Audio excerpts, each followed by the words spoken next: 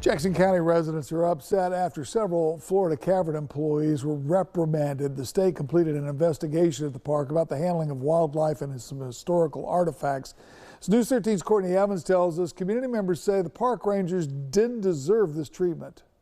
In 2018, a group of Florida Cavern park rangers hunkered down in the state park to ride out Hurricane Michael. The thought of people coming in and eluding that park after a hurricane, they stayed in that park when the park was destroyed around them.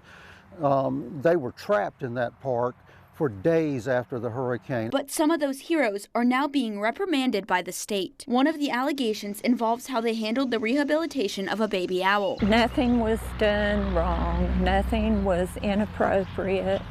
Billy was trained. He knew what he was doing with the owl. Investigators from the Department of Environmental Protection and the State Division of Historical Resources also visited the park to investigate the possibility of artifacts being mishandled. They found that the artifacts did not leave the park as the employees were accused of doing.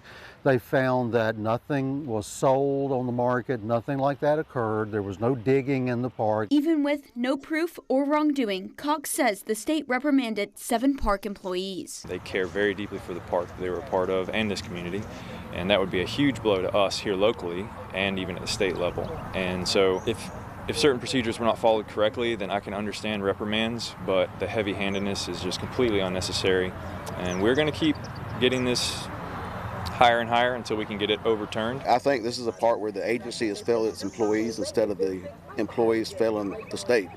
I mean, nothing was done maliciously. Park manager Billy Bailey has spent nearly 2 decades at the Florida Caverns. He has apparently resigned. Whatever he found, he made sure that they were set aside and everybody could learn about it. He made sure that throughout that entire park, I've never seen that before. I'd like Mr. Billy to get his job back, and he has led the school on a foraging hike through the caverns.